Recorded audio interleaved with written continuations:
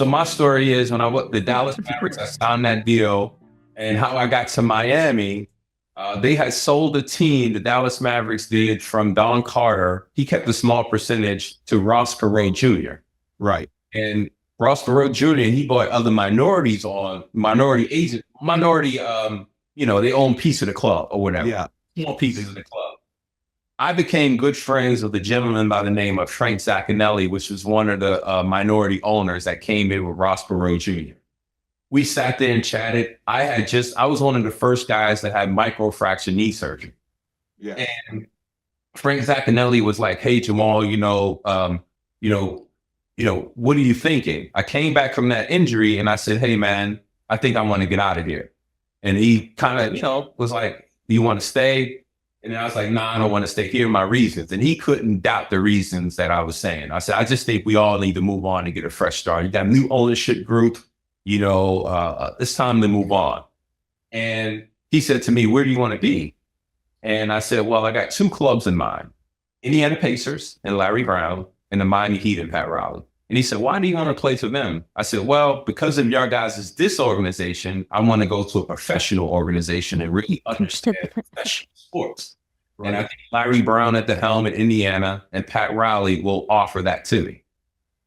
He comes back to me a couple of weeks later and says, "We got Miami, deal done." And me and him parted ways, and we're still good friends to this day. And that's how I got to Miami. So getting to Miami, I had to sign a 7-year deal. And so I was coming up on, I think it was year 6. And I played in the playoffs against the Detroit Pistons, and I hit a game-winning shot. And it's on, Missy, you might know of this, the game-winning shots against the Pistons, and it was Grant Hill and all those guys. And we hit to the second round. And everybody was happy and excited and all these different things. And I walked right into Pat Riley's office right after the game and was like, "What's up with the extension?" And he started hemming and hawing, and I caught him off guard. Right. And that's when I knew my final days in Miami were over. And because that group that we had with myself, Tim Hardaway, Alonzo, we had spent 3 or 4 years together and couldn't quite get over the hump because of Michael Jordan, also the New York Knicks. So I knew it was coming to an end. And he wound up trading me to the Charlotte Hornets. And Pat sent me a nice little note and said, "Hey, listen, I know I'm going to regret this." And we played them that next year in the playoffs. Charlotte Hornets against the Miami Heat, and we wound up sweeping them in the playoff. And then before we swept them in the playoffs, I had walked into Bob Bass, the president of the Charlotte Hornets office, after the training camp, my first training camp with them. I think it was 2 weeks in the training camp. And I walked in his office. He said, "Jamal, what can I do for you?" I said, "Bob, man," and this is my exact language. And, I don't change language or anything for anybody. I said, "Bob, you like me?" He's like, "Yeah, we love you." Yeah. I said, "I like you." I said, "Okay." I said, "Man, maximum years, maximum money." I called Rick up, and Bob Bass told me, "Done deal. Let's get it done." Wow. And 24 hours later, max money, max years. And there it was. So that's how I negotiated the second one. Now, this is a man that, listen, I know people are listening to this thinking like, "Wow, my head is spinning. This is insane." But he spun me around from the day I met him. I don't know if you guys know, but I was introduced to him on a blind date by another U of M alumni, Alex Frazier. And Alex and I met him during an Orange Bowl game at Dolphin Stadium. So thank God I was a Dolphin cheerleader and I got the intro to Jamal Mashburn.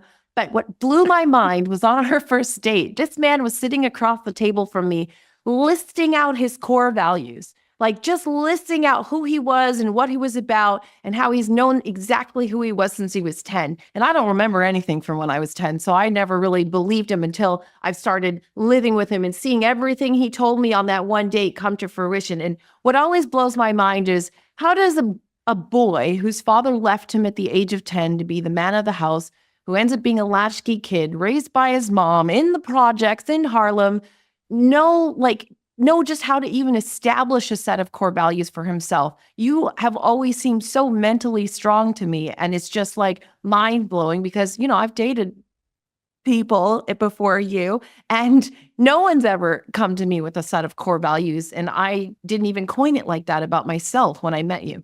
Yeah, I think, well, first of all, you dated the wrong people. Second of all, Yes, Pete. You're right. Kristen, You're remember correct. that one. You're right. Remember that one. You're always right. Happy house, happy spouse.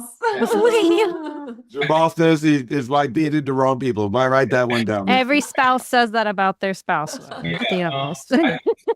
it is, for me, I've always started with mind, body, soul at the end of the day, and I'm a true believer in that if you're going to work your body out, you got to work your mind out and also have a coach for that as well. So I have 2 therapists in my phone, that I can call at any particular time.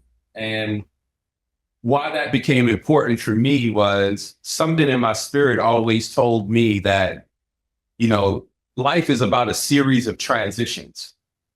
How do you manage those transitions? How do you manage the journey? And I've always thought as myself is, okay, well, if I'm a professional athlete and I'm transitioning to the business world, there's certain things in my core values that I have to stick true and honest to. And some of my core values are honesty, transparency, perseverance, courage, just to name a few. And anything that defers or people who kind of counter that means we're not in the same space. And we got to party. So it doesn't mean I'm right. Doesn't mean they're right. Doesn't mean they're wrong. Doesn't mean I'm wrong. It's just that's how I choose to live my life.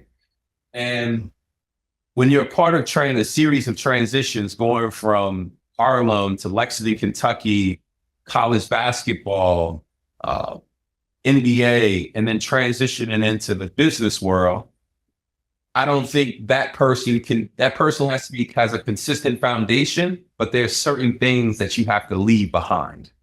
Being a professional athlete, it's one of those things where everything's catered towards you. You don't have to do much and different things like that. Everything's structured for you.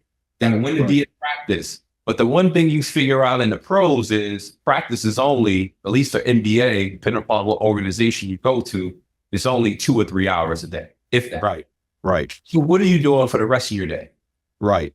And that's how I started to look at it was, okay, well, what did I do in college?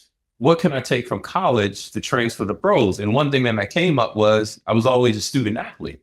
So, okay, why don't I become a business professional athlete?